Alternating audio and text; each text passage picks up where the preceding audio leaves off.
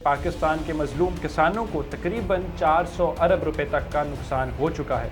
10 मई को पाकिस्तान की तमाम बड़ी शाहराहों को ये किसान जो हैं वो बंद करने जा रहे हैं। इस सारे स्कैंडल के अंदर जो नाम इन्वॉल्व हैं वो दो पाकिस्तान के इस ताकतवर तरीन नाम है। गंदम की प्रोडक्शन के ऊपर नजर रखना ये मेरा काम नहीं है, जिनका काम है आप उनसे जाके पूछें। मजलूम किसान जो पाकिस्तान की रीढ़ की हड्डी की हैसियत रखते हैं, जब ये सड़कों पर निकलेंगे और अपने ही हकूक़ मांगने की बात करेंगे तो क्या जो मौजूदा हुकूमत है, जो मौजूदा निज़ाम जो है, उनके साथ भी लाठी चार्ज का इस्तेमाल तो नहीं करेगा, उनके ऊपर भी पथराव तो नहीं करेगा, उनके ऊपर भी शेलिंग तो नहीं करेगा। बिस्मिल्लाहिर्रहमानिर्रहीम, अस्सलाम वालेकुम, मैं हूं Ismail Qasim and you are watching the Blue Truth. Pakistan की तारीख का एक और बड़ा स्कैंडल, मुबैना तौर पर 350 अरब रुपए की करप्शन का स्कैंडल जो मंजर आम पर आया है, इस दफ़ा वो गंदम से रिलेटेड है।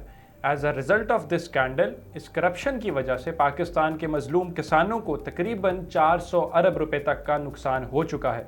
अब नौबत यहाँ तक आ चुकी है कि ये मजलूम किसान जो हैं वो पाकिस्तान की सड़कों को रोकने जा रहे हैं। मुल्क गिर एहतजाज का ऐलान कर दिया गया है और 10 मई को पाकिस्तान की तमाम बड़ी शाहराहों को ये किसान जो हैं वो बंद करने जा रहे हैं।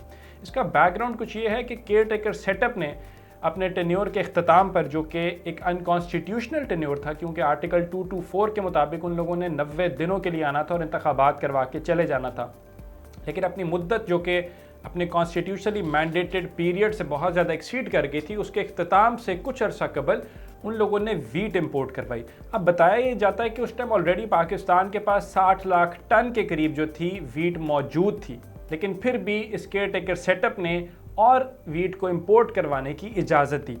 अब मैं इसकी आपको डिटेल्स दूं तो ये वही समरी है जो पीडीएम हुकूमत को भी भेजी गई थी, लेकिन उन लोगों ने रिजेक्ट कर दी थी, उस पर दस्तखत नहीं किए थे। तो फिर क्या वजह बनी कि केयर टेकर सेटअप ने इसके ऊपर साइन किए और वो वीट जो है उसको इंपोर्ट करवा लिया। अब इसके अंदर होता क्या है, जब इन्होंने वीट को इंपोर्ट करवाया तो वो सस्ते दामों करवाया, लेकिन जब उसको बेचने की बारी आई तो वो महंगे दामों ही उसको बेचा। इस इंपोर्ट करवाई गई गंदम की जो टोटल कॉस्ट है दैट इज़ अराउंड 225 अरब।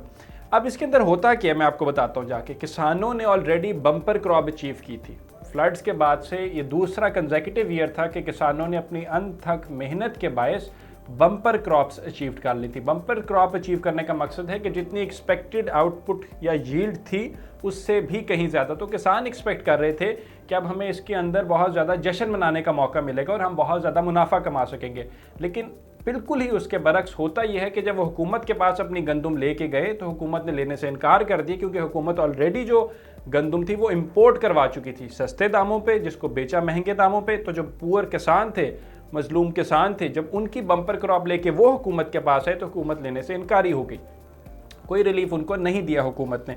अब मसला ये पड़ा कि बहुत से किसान ऐसे थे जिनके पास अपने वेयर हाउसेज मौजूद थे, जहाँ पे उन्होंने जो अपनी एक्सेसिव यील्ड थी या आउटपुट थी या जो गंदम थी वो उसको उन्होंने रख के सेव कर लिया। लेकिन ज़्यादातर किसान ऐसे थे जिनके पास गोदाम नहीं थे जहाँ पे वो इस गंदम को रख कर महफूज कर सकते। तो अभी जो बारिशें भी हुई हमने देखा रिसेंट पास, जो कि एक्सपेक्टेड नहीं थे, तो उनको बहुत ज़्यादा नुकसान उठाना पड़ा और उनकी ये सारी काश्त जो थी वो ज़ाया होकर रह गई। किसानों को ये कहना है कि हुकूमत अपने ही फिक्स करदा रेट जो है 3900 रुपये, उस पर भी हमसे गंदम की एक बोरी नहीं खरीद रहे और हमें कह रहे हैं कि 2200 2500 रुपये मैक्स पे खरीद लो। तो हम इतना ज़्यादा जो लॉस है वो अपनी जेब में किस खाते में लेके आए भाई, हमारा क्या कसूर है। तो प्रॉब्लम सारी इसके अंदर ये आती है कि इस सारे स्कैंडल के अंदर जो नाम इन्वॉल्व हैं वो दो पाकिस्तान के इस टाइम ताकतवर तरीन नाम है। एक तो आपके interior minister present PCB chairman Mohsin Naqvi साहब हैं, और दूसरे आपके फॉर्मर प्राइम मिनिस्टर जो हैं केयर टेकर सेटअप के अंदर अनवारुल हक काकड़ साहब थे। नौबत तो यहाँ पे आ गई कि अनवारुल हक काकड़ साहब अभी आए एक शो के ऊपर, उन्होंने बैठ के अपनी जो जस्टिफिकेशन दी वो उन्होंने कहा चाय की प्याली में तूफान बनाया जा रहा है। आप अंडरस्टैंड करें the audacity with which he spoke. साथ ही साथ उन्होंने ये भी कहा कि जी वजीर आजम का काम तो नहीं है कि गंदम एक्सपोर्ट करवाना या गंदम की प्रोडक्शन के ऊपर नजर रखना, ये मेरा काम नहीं है, जिनका काम है आप उनसे जाके पूछें। तो लेकिन उन्होंने very clearly he stated that I am not a part of it, तो आप मुझे इससे बाहर ही रहने दें। लेकिन क्या इसके ऊपर कोई इंक्वायरी बैठेगी? अभी जो कमेटी की जो फाइंडिंग्स आनी है और जो रिजल्ट आना है, क्या उससे हम कोई नतीजा एक्सपेक्ट कर सकते हैं? क्योंकि पाकिस्तान की अगर आप तारीख को उठा के देखें और माजी के भी बड़े से बड़े स्कैंडल जो हैं उनकी अगर आप हिस्ट्री उठा के देखें तो पाकिस्तान में किसी भी स्कैंडल की इन्वेस्टिगेशन को अपने मंतकी अंजाम तक नहीं पहुंचाया गया है। क्या ऐसा ही इस दफ़ा भी होगा? और इन फिर मजलूम किसानों का कौन हामी और नासिर होगा?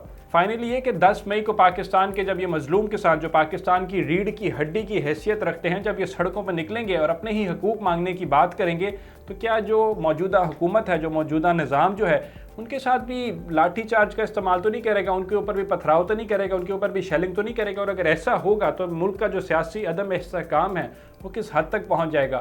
اس میں ایک اور امپورٹنٹ ایسپیکٹ بھی ہے کہ جو present coalition ruling set up ہے، ان کو شہری آبادیوں سے اپنا ووٹ بینک جو ہے وہ برے طریقے سے آلریڈی وہاں سے ہار چکے ہیں۔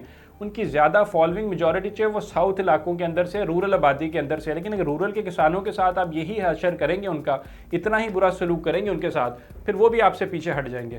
اینڈ فائنلی جو کنکلوژن ہے، وہ کلائمیکس ہے، وہ ہے حنیف عباسی صاحب اور انوار اللہ کاکڑ صاحب کی آپس کی بحث جو ہے، جس کے اندر حنیف عباسی صاحب نے جب انوار اللہ کاکڑ کو چور کہہ کر مخاطب کیا تو انوار اللہ کاکڑ صاحب نے کہا کہ اگر آپ نے ایسی کوئی بات دوبارہ کی تو میں پھر فارم 47 کی بات کروں گا۔ That says a lot about the February 8 elections. This is me, Ismail Qasim, signing out. Until next time. Allah Hafiz.